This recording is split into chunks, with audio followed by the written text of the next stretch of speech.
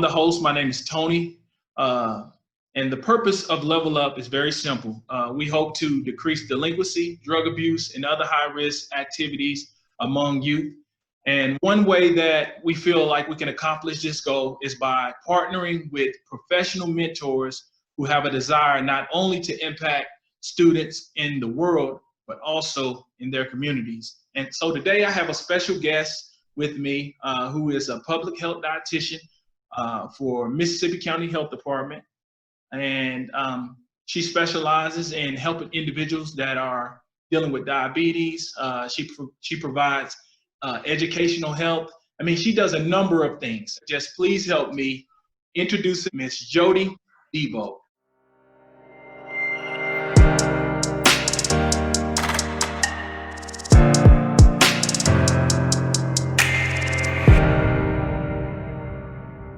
So I just want to start off by asking, what is it like being a public health dietitian? What is it like? What does that world look like?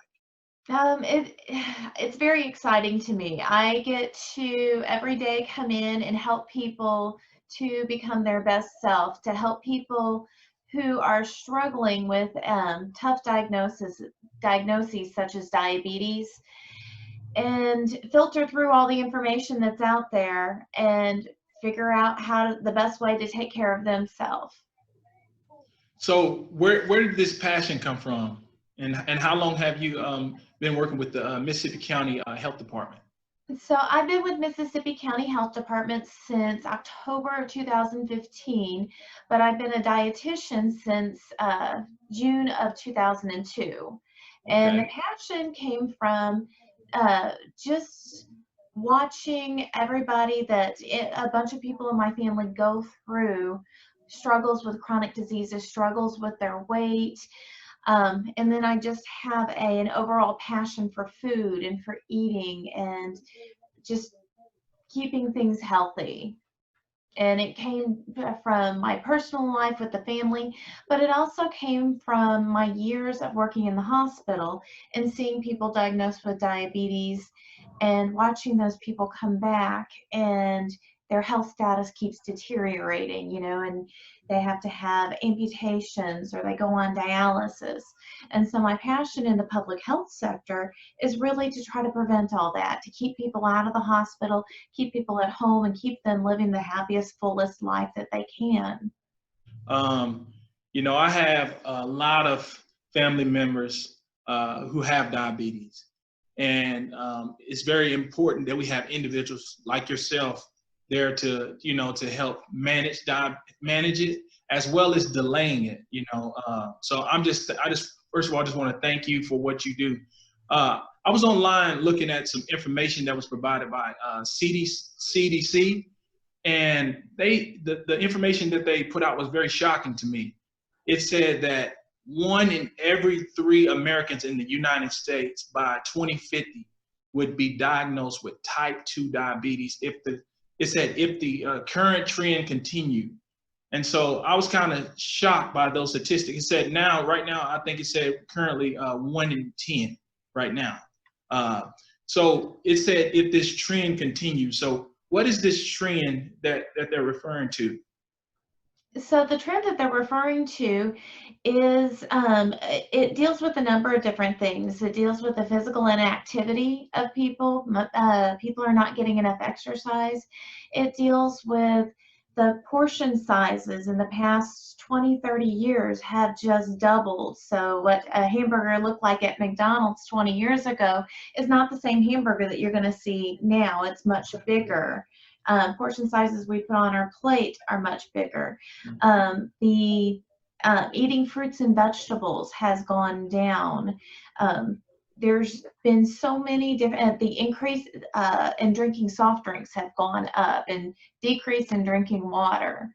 So there's been a lot of different changes just in our society that has really kind of led to this. And if we continue this trend, I can totally see 1 in 3 people being diagnosed with diabetes. When looking at the rest of Missouri, for deaths related to chronic diseases, so any type of illness that's long-term,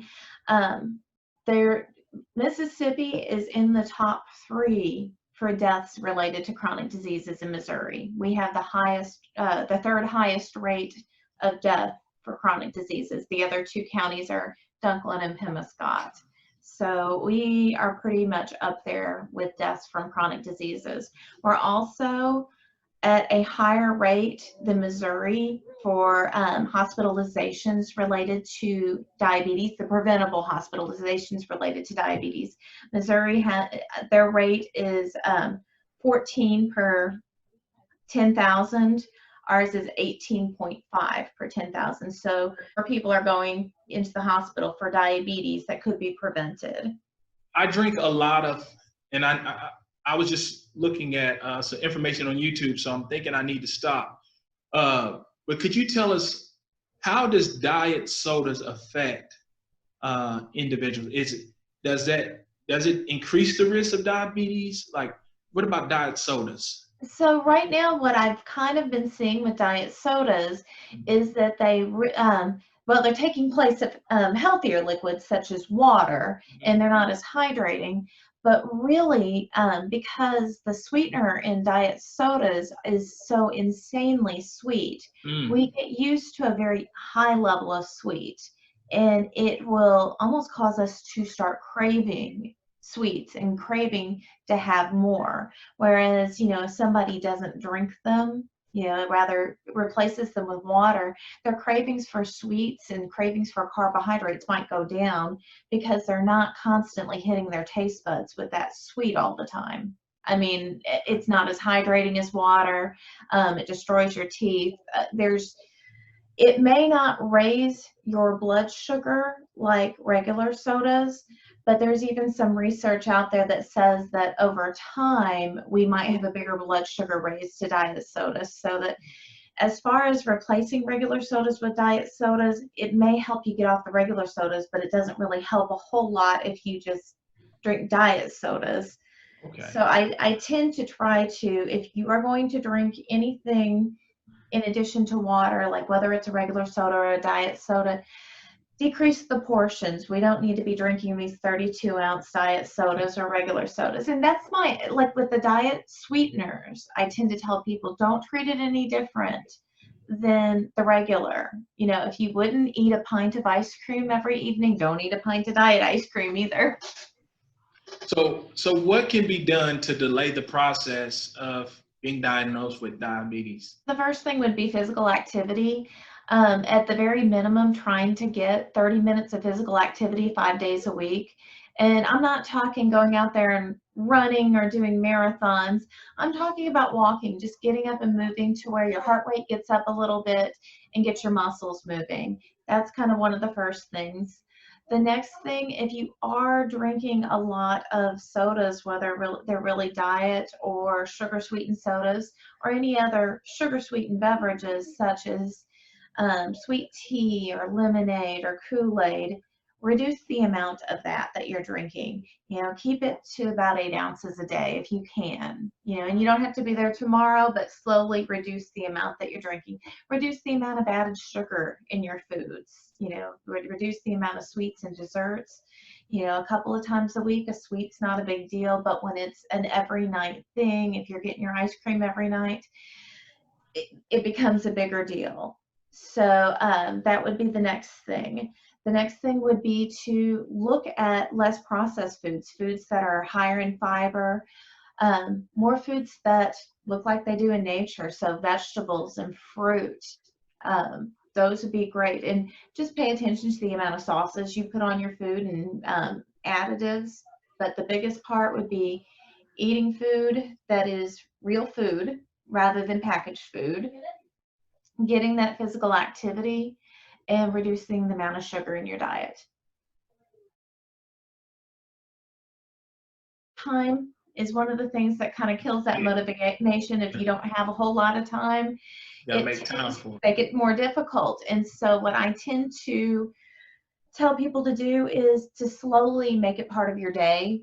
If you can do some pre-prepping ahead of time and get things prepared ahead of time, healthy meals, or squeezing in a 5-minute walk here, a few times a day, that adds up. So kind of working with the time.